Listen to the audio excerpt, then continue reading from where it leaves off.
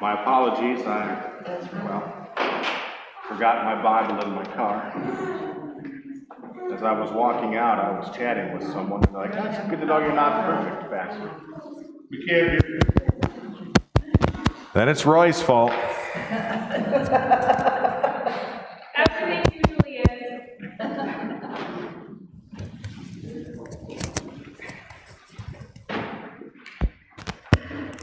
My microphone says up here that I'm on, so all right. Oh, it was Roy's fault. Nice. Okay. I apologize because I had forgotten my Bible in my car, and I was chatting with a member, and they said, "Well, it's good to know you're not perfect." And I about peed myself laughing.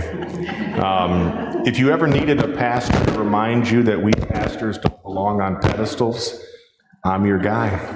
All right? By the time I'm done here, you will never put a pastor on a pedestal ever. Just wait, Turn it off again. You can't put it under there.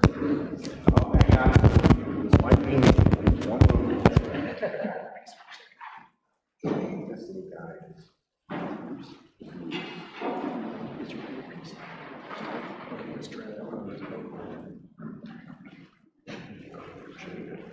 Technical things that we definitely do.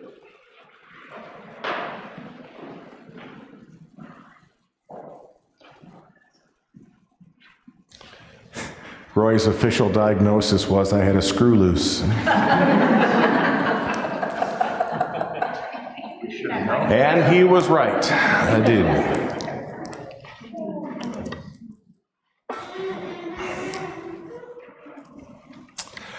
All right, let's start with a word of prayer. If any of you happen to own the Lutheran Study Bible,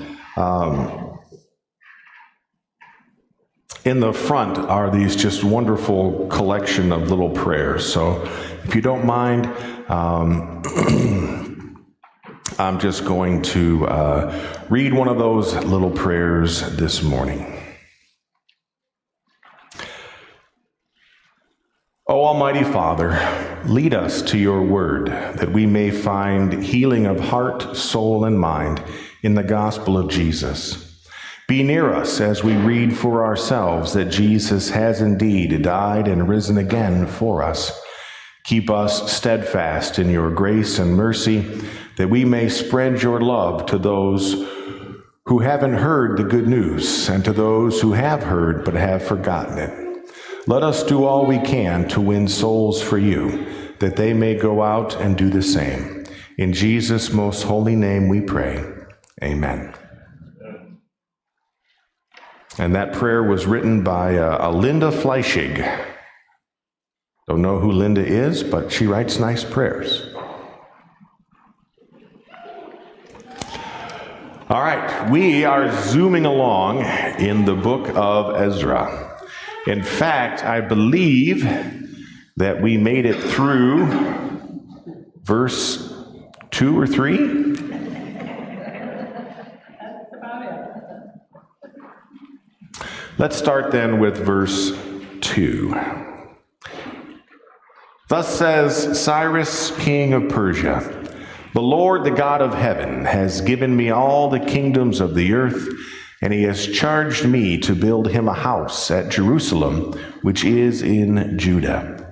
Whoever is among you of all his people, may his God be with him, and let him go up to Jerusalem, which is in Judah, and rebuild the house of the Lord, the God of Israel. He is the God who is in Jerusalem. And let each survivor, in whatever place he sojourns, be assisted by the men of his place with silver and gold, with goods and with beasts, besides free will offerings for the house of God that is in Jerusalem."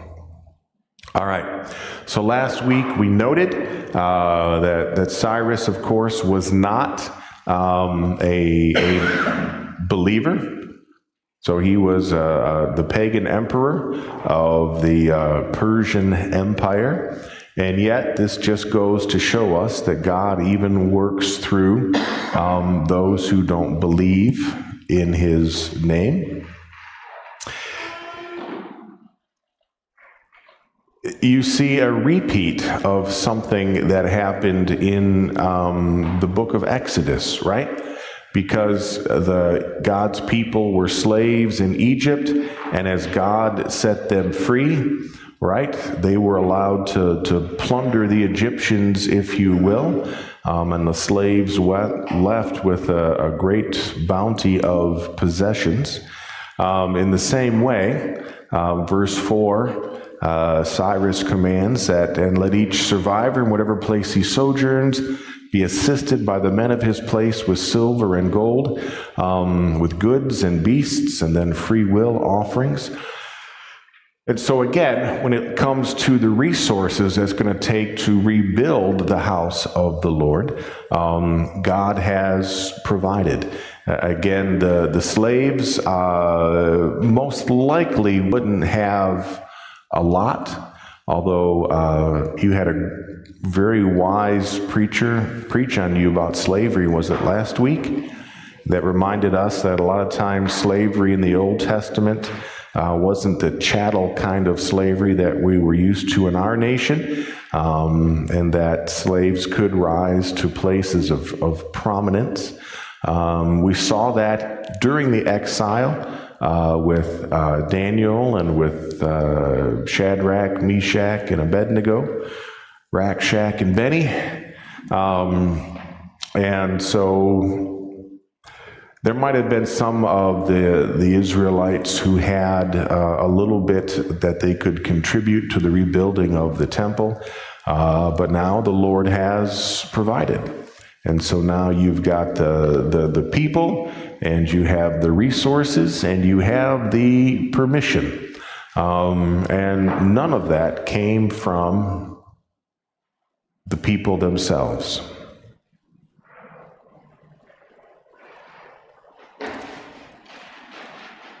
So this leads me to a question. Why do you think they chose that particular time? I wonder if it had occurred to them prior to this time, or had they had visions or dreams of going back home and rebuilding the temple? I think it had more to do with Cyrus had just conquered the city-state of Babylon. Okay. That was the reason. Nebuchadnezzar, when he conquered Jerusalem. So the people basically had to wait for God himself to act. Yeah. Okay. All right. That's the answer that I was fishing for. Okay. Because I have a not a riddle.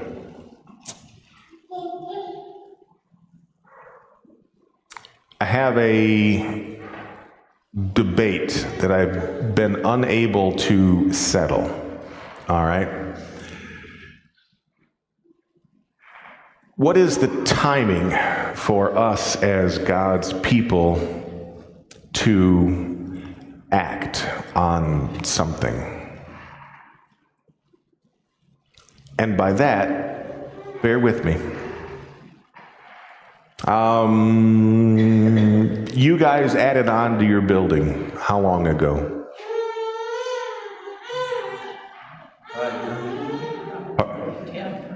10 years. So it was about 10 years ago. What was the impetus for doing so? Growth. We had a larger youth in our church, and we didn't have like enough Sunday school space or different things for them. So you had more people than you had space. Yeah. Okay. All right. Would you interpret that as God saying it's time? Well, some people thought yes, and some people thought no, Okay. as usual. Which is normal. All right. See, my dilemma goes like this. When we, as God's people, as God's church, when we have a plan, often we don't like to wait for God to act, right? And so we'll go ahead with our plan and we'll say, hey, dear God, please bless our plans. All right? The flip side to that is what? Waiting until God provides the opportunity. So our prayer is not, God, please bless my plans, but please let me join in on your plans. Do you see the difference? Yes, Mr. Carroll. Maybe part of the thing too was that the co-op here was with the church, a different church in Dexter, and that church was getting their own program, and sort of like the co-op was sort of being edged out, and this gave an opportunity for the co-op to come here and rent our facility. So, you know, it could be something like that when you put things stuff. What God thought in the timing. Who knows? Jeff. Verse 1 that says that the word of the Lord spoken by Jeremiah, the Lord moved the heart of Cyrus, the king of Persia. Yes. A lot of times he could move our hearts. Yes, he can. To even consider different things in a church. Because we're all the church. I agree. And so the question is, how do you know when it is God moving your heart to act, or whether it is your heart wanting God to move to act? Prayer. How do you know when you're called as a pastor to lead? So, that is a great question, okay? Because I've used that as an example before. So when I was younger, I had a feeling. When I was 17 years old, I went and talked to my home pastor, and I told him I think the Lord might be calling me into the ministry. And so you have to pray. And so I did. Every night I would begin to pray. And it was a prayer that took about 3 years for God to answer. I was attending Central Michigan University. I was heavily involved in their campus ministry, Christ the King Lutheran Chapel, right in the middle of CMU, which is still there and going strong. By the efforts of our district as well as the local congregation Zion Lutheran Church in Mount Pleasant. And the pastor there contacted the seminary as their recruiting trips were going through the state, and they decided to make a stop on campus and meet. There was several of us fellas that were thinking about it. And I met with the recruiter for a half an hour. His name is Reverend Glenn Thomas. And by the end of that half hour, I got to tell you, I was convicted. I was 100% sure that this is what the Lord wanted for me. I can describe it in no other way except I knew. Now, have I ever experienced that type of conviction since then? And my answer is no, I have not. My first call to St. Matthew in Westland, I was there for 21 years and 6 months, almost to the day. But after 17 years of me being there, they were actively trying to get rid of me. And I would pray. And I would say, Lord, is it time? Are they right? And that prayer took me, I want to say that answer took about 4 years. But it wasn't ever a feeling of conviction. It was kind of like a jigsaw puzzle, one piece getting filled in at a time. All right? So, again, I don't know. This is why I'd say that this is kind of a debate that I continue to have with myself. You know, when churches face difficult decisions. So for most of my ministry, I'm working on year number 30. And I want to say for 27 of those years, I've served congregations that have had parochial schools.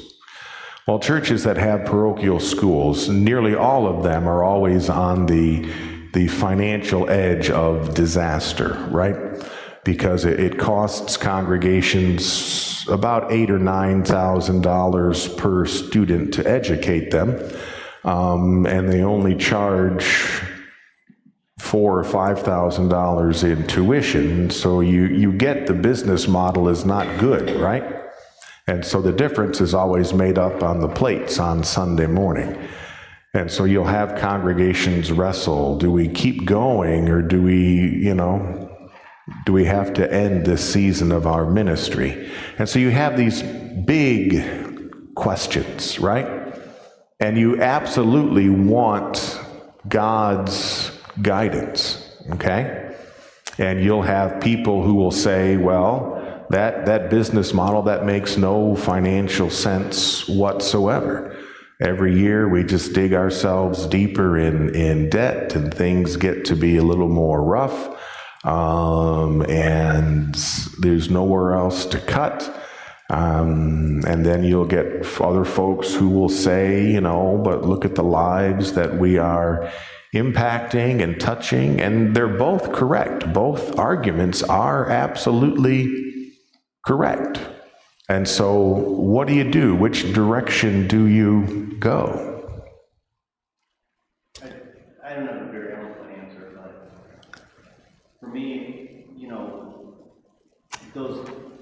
the pure answer I don't think we'll ever receive, right? Like, it's like looking at a picture. Everybody is through their own eyes, right? So it's always, our mind and our past history is always going to be part of it. So Right. I think it's just a mix of, some serious self-reflection about why you're choosing the decision you're making.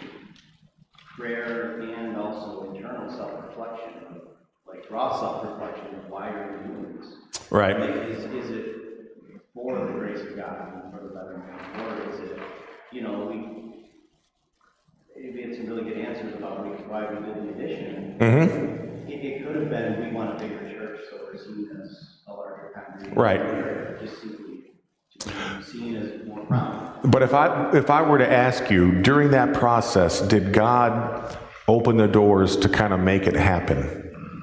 I would say yes. I mean, there were, it was at least 2 years of in front of voters, different options, people discussing it. Right. And then, I think Debbie said about the co-op, that was something that was never on the radar. It appeared out of nowhere as we were discussing. Right. And, to what you said this morning about coincidences, I don't think that was a coincidence. It came at the perfect time when we were talking about expanding the church.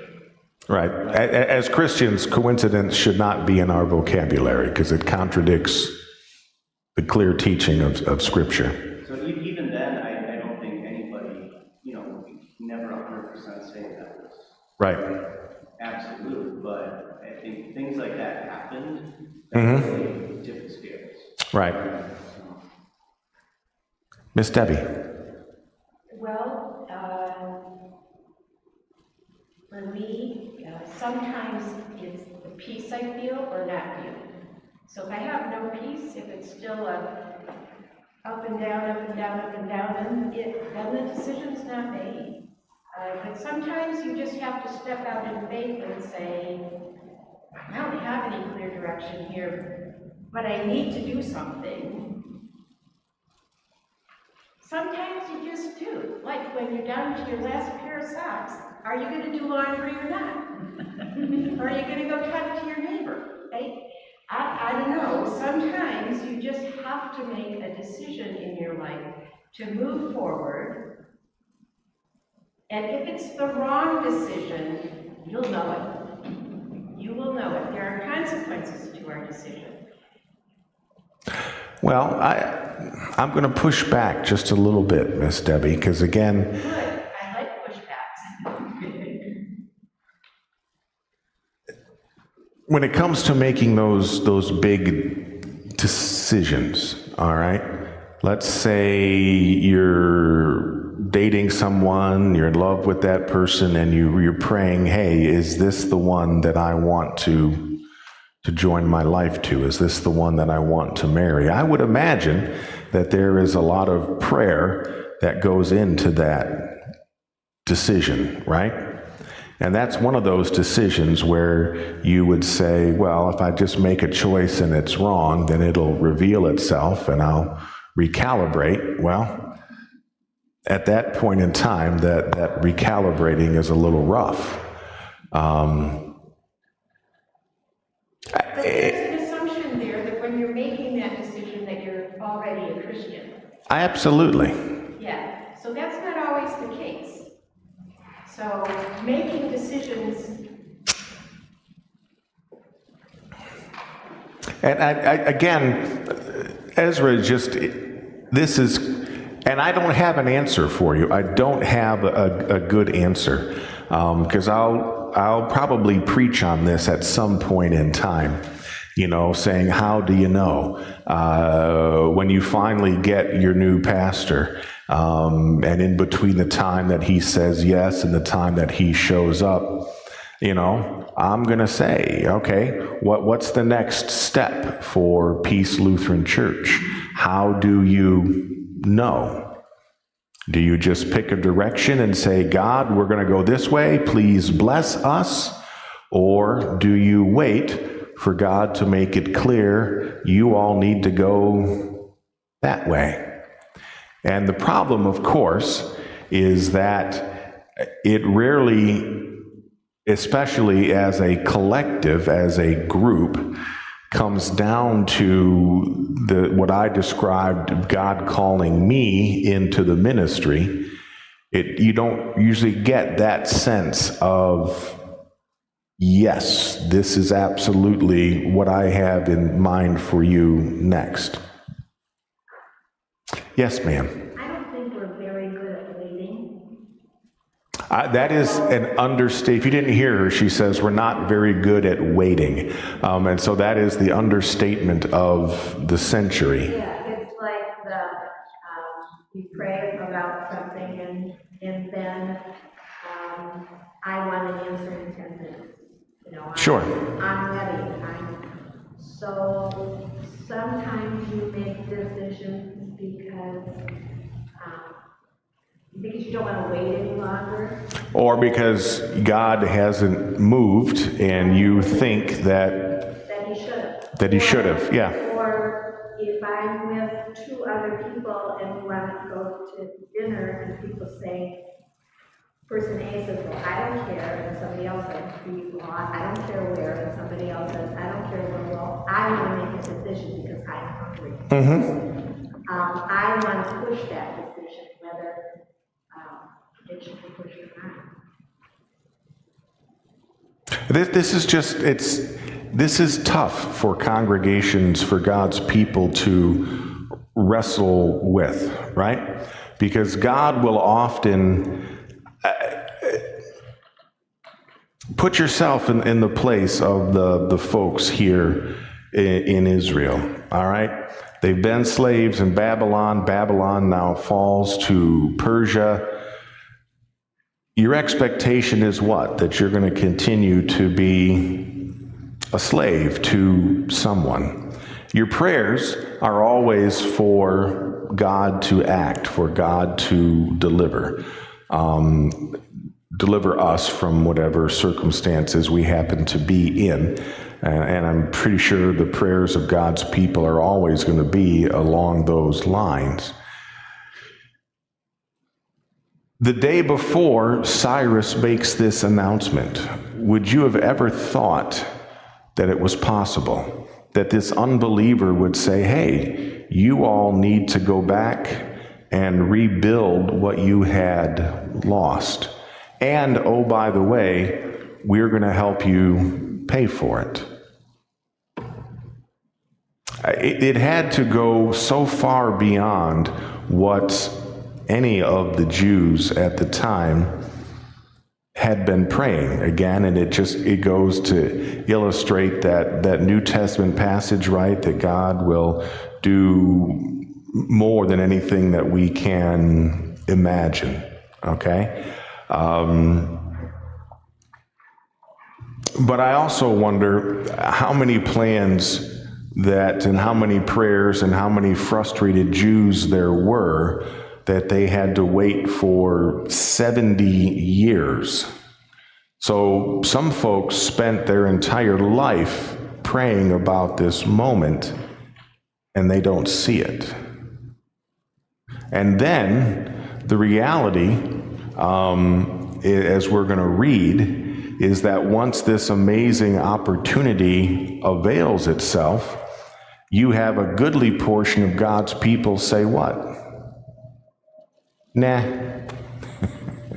We're going to stay here. We've made our lives here now. This is what is, comfortable, or, my master is kind, or I can, for whatever reason there were, we know that only a remnant of the Jews that were in exile wound up returning. Well, verse 5 really answers the question. Right. Everyone whose heart God had moved. Yep. That wasn't everybody, but whoever God worked with and said, I'd like you to go. And they somehow got that message. And that, if you didn't hear Ruth, let's read verse 5. Then rose up the heads of the fathers' houses of Judah and Benjamin, and the priests and the Levites, everyone whose spirit God had stirred up to go and rebuild the house of the Lord that is in Jerusalem. And so, again, you have this stirring up of the heart, if you will, of the people. And again, the unanswerable question is, what does that look like now in God's church? What does that look like in Peace Lutheran Church?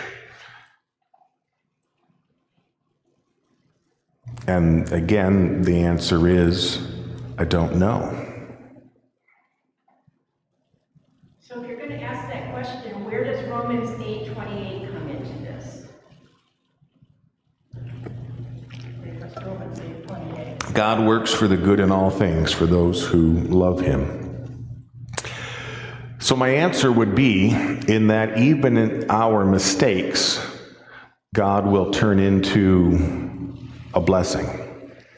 Even in those times when we say, God, we're going to do this my way, and our way turns into an utter disaster, God will still work a blessing in that some way.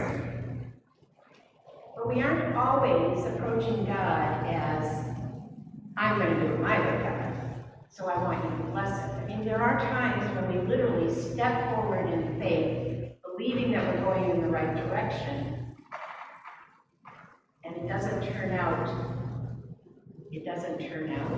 the way you think it should. Mm-hmm. So, did you not hear God right, or are God's plans just different than yours? Or did you not wait long enough for God to make it clear what the direction is? Miss Jane. I don't have an answer, but Good, because neither do I. I was in a story And it's C.S. Lewis's story of The Light in the Wardrobe. And there's a part in the beginning of that story where the kids are in Narnia, thank you. And Lucy was the youngest, is the one that saw Aslan first.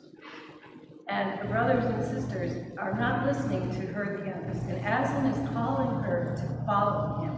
And he's calling her to follow him in the most difficult path. It looks really hard and challenging to go that way. And she tells her brothers and sisters, come on, he's there. I can see him. He wants us to go there.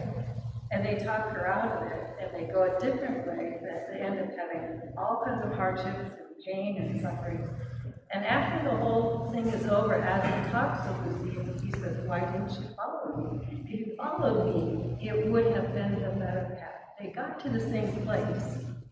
Right. But the path that they chose in their weakness was much harder and more difficult than had they followed him. So it's not an answer because we don't often have that very, very clear statement of this is the way to go. I hear you. We did get to the same place. I hear you. And technically that was the second book. That was Prince Caspian. Okay. Because they had gone back to Narnia and Aslan hadn't been seen for, it was like 1,000 years later when they go back. And Narnia has been invaded and the situation is dire. And so you're right, they choose to fight on their own and they ignore Lucy. They talk her out of it when she clearly had seen Aslan, but no one else did. And because she was the youngest girl, they dismissed her. Yep. And they chose to go fight the invaders on their own. And they got whomped until Aslan intervened.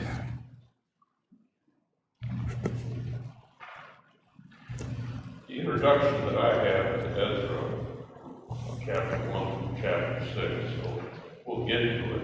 It says, after 70 years in exile, the captives from Judah were allowed to return to their home. Nearly 50,000 made this journey. Upon arrival, they began to rebuild the temple, but became discouraged by opposition. After encouragement from Haggai and Zechariah, they returned to the task and completed the temple. The message of the prophets still speaks to us today, encouraging us to continue building up God's church. And from that, I picked up that 70 years have gone by, and how many of those, it might have been the second generation or even later, that have been in captivity, and how strong was their faith at that time? You know, are they losing and going more towards, even when they got back, they're still thinking about what they had, almost like the Egyptians and the Hebrews. You know, why did you bring us out here, Moses? We could be back in Egypt and have all sorts of great melons and vegetables, and we have nothing out here. And it's almost like when they were working on the temple. Hey, why do we need to do this? Well, we'll get to the opposition because we saw some of that in Nehemiah, and in Ezra. You know, we're going to get to a little bit more of the opposition they had. But you do have enough people living who remembered what the old temple looked like, because remember in Nehemiah that was one of the big frustrations, right? Is they laid the foundations for this temple, and all the old ones did what? They lamented, right? Because they knew it wasn't going to be anything like what Solomon had built. And all the folks who had never seen that temple were just overjoyed with what the new one was looking like and how it was turning out. And so you had that divide, if you will, among God's people.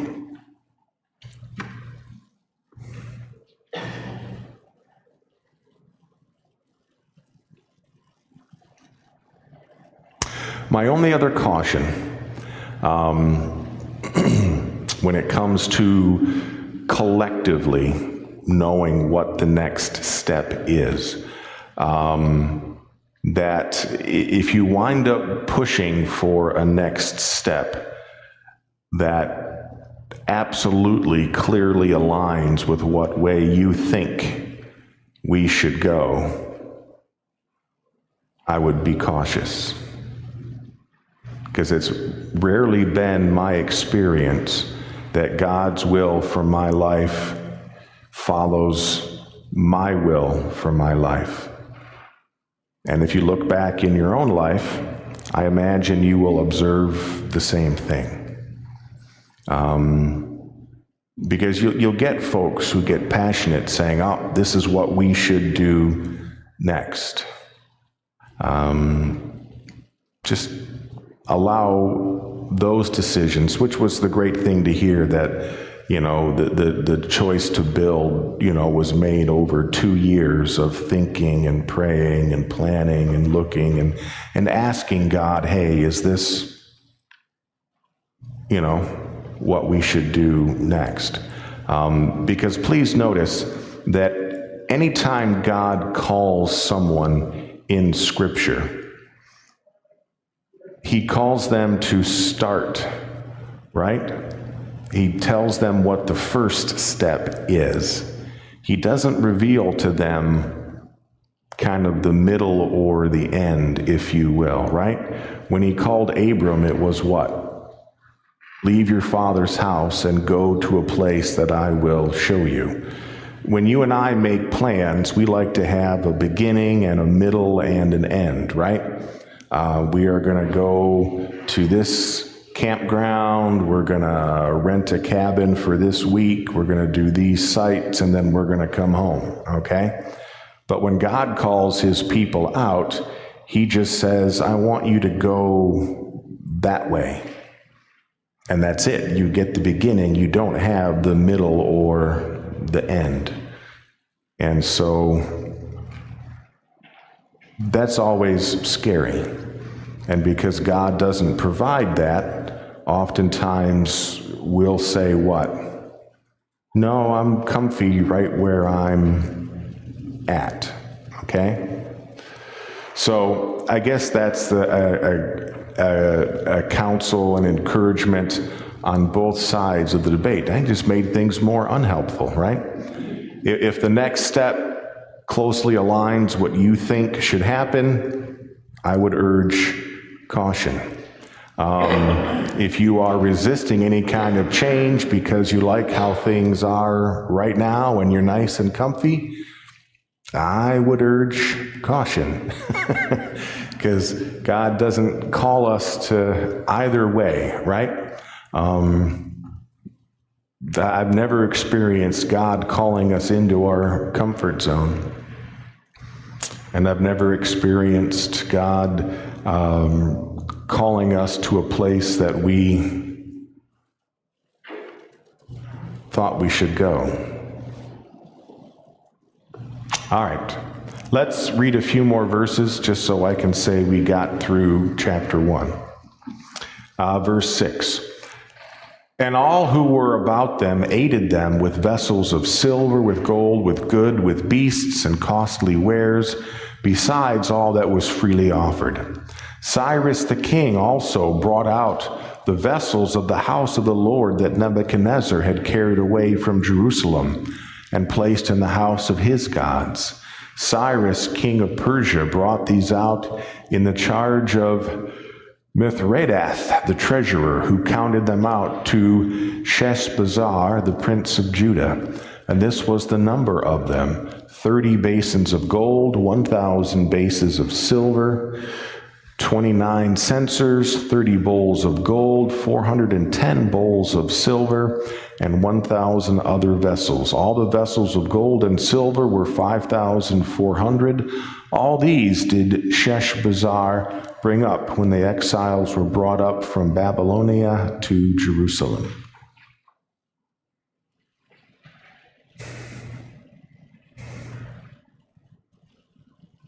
And so not only did the exiles return with what was stolen from them, they return with actually more than what they left with. All right. It is time to stop, but we made it through chapter 1.